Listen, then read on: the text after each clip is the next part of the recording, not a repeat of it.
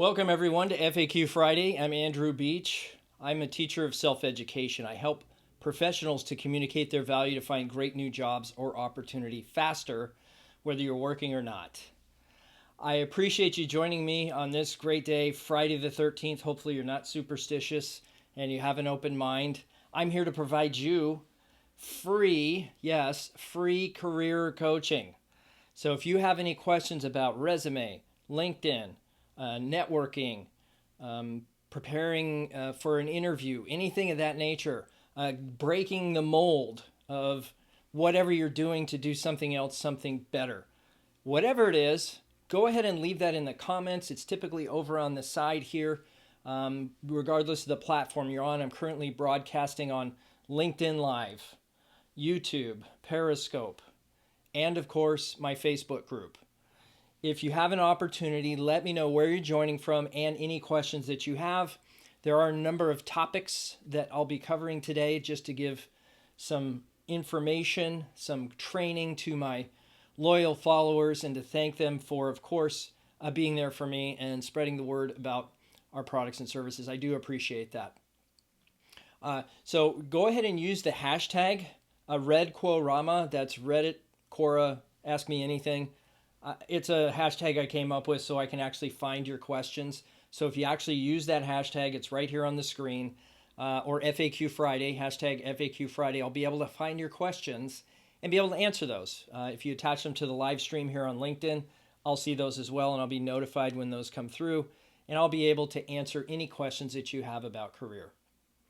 The first thing on my mind is I had an interesting conversation with one of my coaching clients this week where this week upcoming, he has 3 interviews, 3 different companies, and all of them are what are referred to as a loop interview or an interview in series, where you're meeting with 1 or 2 people over the course of several hours.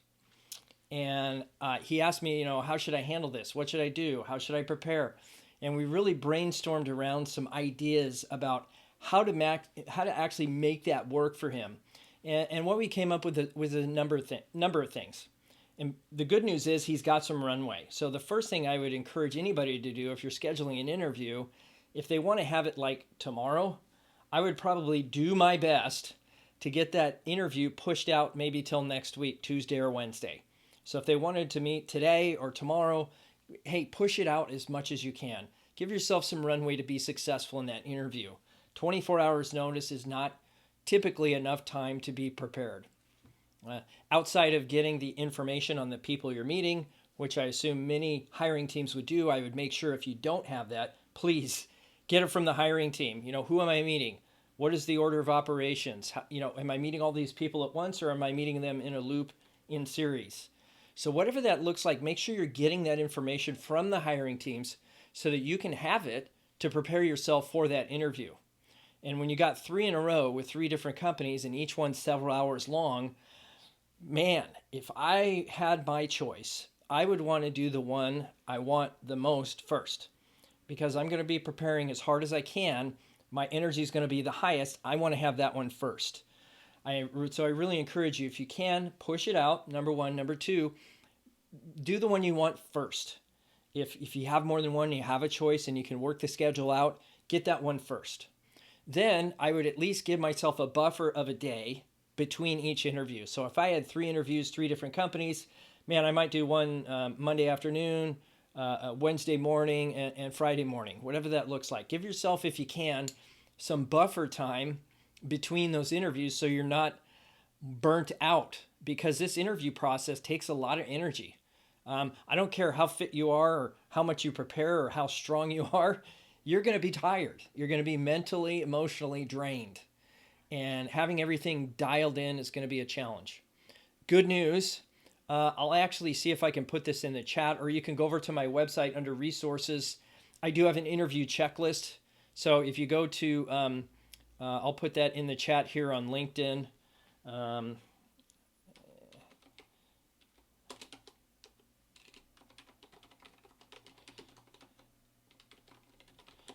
It's andrewbeach.com/resources.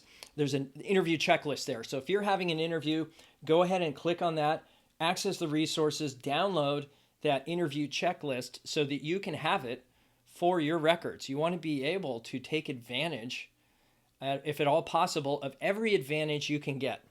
Take advantage of every advantage. Okay? So that was the second thing. So the next thing we really came up with is he has enough runway. I learned about this on Wednesday. It's not till the following Monday. I said, you know what you need to start doing today is hydrate. You need to, because it takes your body several days to actually put that water, and I don't know the science behind it, but I know it works, into your muscles, into your cells. So hydrating actually is a several day, even a week process. Start today, drink more water, and you can certainly taper as you get closer to the interview, so you're not having to go to the bathroom every 5 minutes.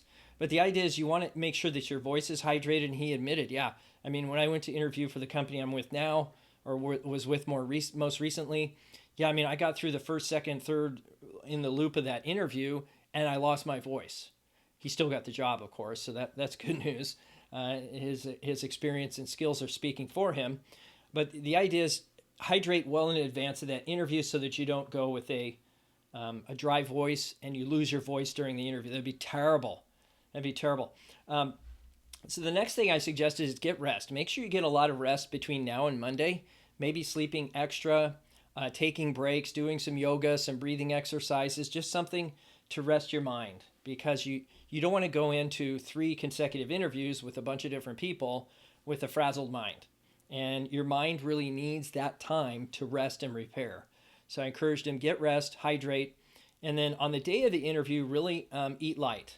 I would maybe have some protein in the morning so that you have something to get you through the day that way. And then certainly right before the interview, I would probably consume something with just a little bit of sugar in it, not a lot. So some fresh fruit right before the interview, because that's going to give you a boost of energy right at that time. And then if you get any breaks in between the series of interviews you're going to be having, maybe you just have a little baggie of almonds. Just make sure those little skins on the almonds aren't on there, because I had one of those in my throat once, and it caused me to cough during an interview. So I would not recommend having anything that's got a skin on it or could potentially create a tickle in your throat. And so that's kind of how we set it up. Defer if you can. Give yourself some runway on those interviews. Separate the interviews so that you're not doing 3 interviews in a row.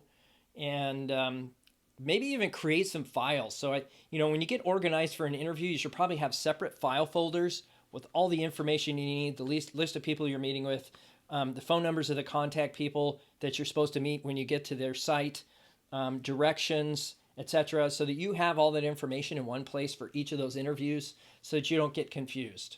And so even write the day and time of the interview in big letters on the front of the folder so that you don't take the wrong folder to the folder to the wrong interview. Okay, so you want to have all that stuff in one place, containing all the information you need in hard copy so that you can keep it all straight. All right, and the networking or the interview checklist will help you with that, on what to take and how to prepare for each one. You might even put that checklist on the outside or the inside flap of the folder and just check off the items as you put them into that folder. So I would absolutely go to andrewbeach.com/resources. You'll see all the interview checklist items there. Again, if you're just joining us, looks like there's about 12 or 13 folks on the stream right now. Please leave your questions in the chat. I'm here as a resource to you. This is free career coaching. I'm here available to answer any questions you have. Just use the hashtag that you see here on the screen, and I'd be happy to answer any questions you have about networking, market planning, networking, interviewing, market planning, resume, anything of that nature, so I can help you get what you are looking to do with your career in an accelerated fashion. I had some interesting networking interactions this week where, or at least, I guess it's not only networking interactions, but new coaching clients. So there were several new coaching clients that I had this week that followed up with me after a conversation we had maybe a week or 2 weeks ago. And what I noticed was in each one of those cases, I was not very clear in articulating the service offering that I had that would meet their needs. And it was evident to me that I had not done a very good job of understanding first exactly what they wanted. And so I was too surface level in that way. So this is something that I always encourage people to do when they're networking as well, is don't think you understand everything just by one statement or one person's perspective. It could be that you actually need more perspectives and potentially to ask follow-on questions to make sure that what they're saying is what they actually need. So there was one client where he wanted a little flexibility on the scheduling and how to put together the coaching program, and I'm totally open to that. And it's one of the things I thought I had communicated, but I didn't communicate it in the way he wanted. And so what I learned there is we have to ask those follow-on questions. Well, what do you mean by that? What would work best for you?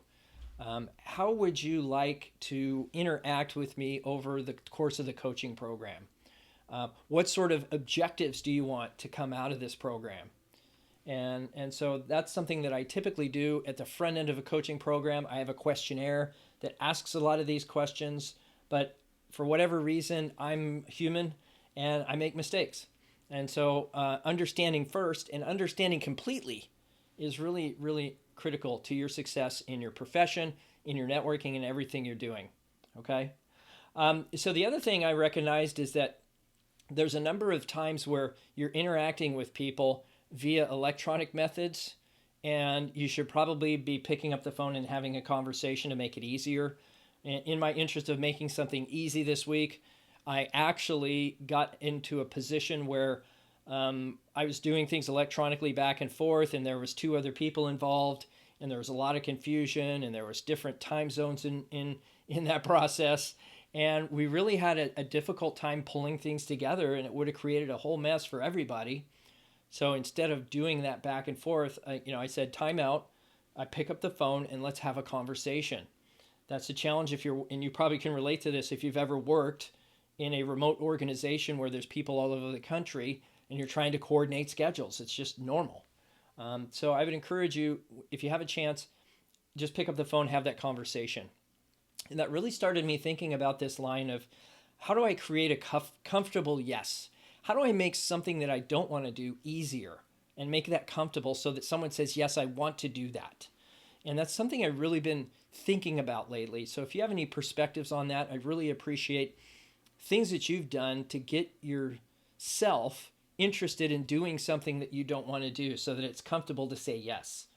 I've gotten in the habit of saying no to a lot of things. And what I should probably do is take time to understand, as we talked about before, and create a scenario where someone actually is really comfortable saying yes.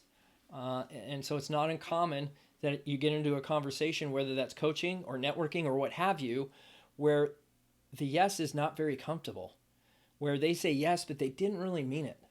And it's because you don't maybe have the right ingredients. You don't have the rapport.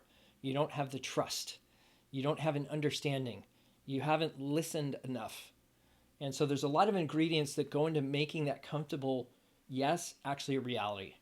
And so this can apply in a couple areas in terms of job search. The first one is networking. How do I make it easy for someone I don't know to say yes to a networking conversation? How do I make it easy, comfortable for someone to say yes that I already know, but they're not willing to change their schedule to meet my needs? Or at least accommodate my needs, not to meet my needs, but to accommodate a meeting so that we can have a conversation that way. Again, if you're just joining, you can go ahead and leave any questions you have in the chat. I'm happy to answer here on LinkedIn. I'm also on Periscope, Facebook, and YouTube. If you're joining us from one of those places, welcome. I appreciate having you. I forgot to open the Restream chat. Maybe this is something to be of interest to you, how I'm doing these live streams, because there isn't a native application on LinkedIn to do this. So if you have any interest at all in me doing a tutorial or something of that nature about a Restream and how it works with LinkedIn, okay, then I'm happy to answer those questions. So go ahead and put your questions in the chat. Relates to anything regarding resume, LinkedIn, networking, market planning, anything of that nature, anything related to your career, any challenges you have, I'd be happy to answer. Oh, by the way, I did complete yesterday a webinar, and you can see the rebroadcast of that webinar over on my course website. That's brandingdynamo.com, and I'll put that in the chat here on LinkedIn. We had a great group of people providing a lot of chat, a lot of interaction. It was a great session, so I thank everybody. If you were there, great. Thank you so much. You can access the replay for a limited time on my website, brandingdynamo.com. There's actually, I just opened the, not that you have to go over there and purchase it, but you might consider that. Go ahead and go over there, watch the replay. There was a lot of good information that I shared on the webinar yesterday. And you may find some tidbits, something there that, in addition to FAQ Friday, these sessions that I do to support your success, there may be some additional information in that webinar and even in the training. The online course is actually open for new students until Monday at 11:59, so just before midnight. You'll have a chance to engage in the group coaching and online course system there. So and it's a wonderful value. If you're interested, just go over to brandingdynamo.com, and I'm happy to support your success. If you have any questions at all, please leave those in the chat, and I'd be happy to answer. Happy to answer any questions out there at all.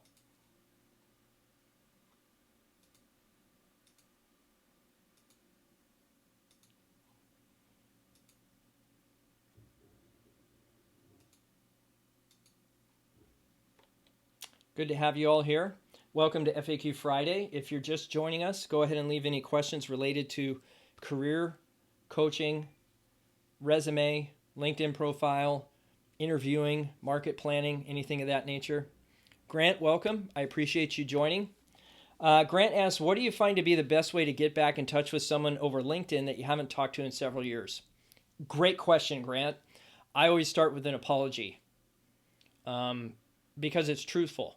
So if you are indeed apologetic and you're not reaching out to them because you feel bad, totally normal. So I just apologize. So the first thing I would say, hey, sorry, we've been connected on LinkedIn. We maybe even work together, whatever the context of that relationship is. But I value you in this way. So however you value that person, I would make sure you make that clear too. So apologize, demonstrate that you believe that they're of value and that you appreciate them as a connection, and then schedule a conversation. Okay, that might be on the phone. It might be a message, however you're able to get a hold of this person. So there's kind of, Grant, what I would call a continuum of communication. And so when you first outreach to somebody on LinkedIn, it might be a message, right? A LinkedIn message. And when they don't respond, you might send them an email. You know, you don't do all these at once, of course. Okay. If they don't respond to email, maybe you send them a text message if you have their phone number, their cell phone number. If you don't have their cell phone number, look on their profile. Sometimes people put on their profile under the contact information their email and their cell number, and you just didn't know it was there. So that's super nice. So I'd go over to their profile and click the contact info link and see if it's there. I'd also maybe take a look at that little section there called, it used to be, it's the about section, okay? It used to be called summary. I was about ready to say summary, and outside of the profile itself, it's called summary. So I would actually look in their summary, and sometimes they'll put their contact information actually in the summary. And then I would maybe see what they're talking about in their activity feed, if they've posted anything of interest to you, maybe even check their other social channels. Maybe they're more present on Facebook. That does happen. So if they're more present on Facebook, maybe you go over there, add them as a friend. Maybe they're active in groups. What groups are they active in? And so you can reconnect with these people a lot of ways. But if it's been several years, again, it's probably an apology, what you appreciate about them, and a request to reconnect. And so that could be over the phone or that could be face-to-face, if it's someone you think is of value. Now, the bigger question is, and in fact, if you look in the chat on LinkedIn, there's actually a series of resources that I would point you to. And one of those is actually a corollary to the interview checklist I mentioned earlier, and that is the networking checklist.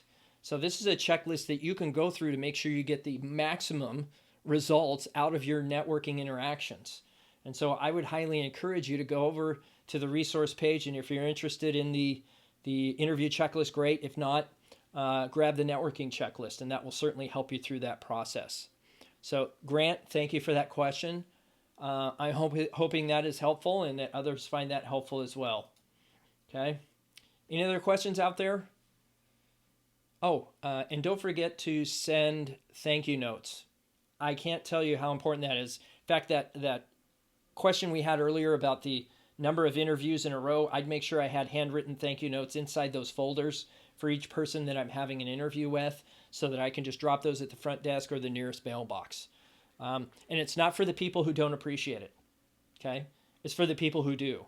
The people who do appreciate it will, and those that don't, it doesn't make a difference, okay? So I'd encourage you to take advantage of that. Hey, Shannon, welcome. Good to have you. Shannon asks, is it advised or discouraged to connect with hiring manager of a company you have an upcoming interview at? I would use your best judgment on that. I would certainly look at their profile. I don't think there's anything wrong with that. I maybe wouldn't connect to them until after the interview, but I think you can garner a lot of information on them based on what you see on their profile. Where did they come from? This is part of the research phase when you're working toward that interview, and I would certainly take a look at the interview checklist I've got on my website. It's going to walk you through a whole process there. You should probably not only look at the LinkedIn profile, but all the other social channels like Facebook, Instagram, Twitter, whatever is out there, to see if they have a presence there and which one are they most active on, because it might not be LinkedIn. That's totally normal. I know people who have parked their LinkedIn profile.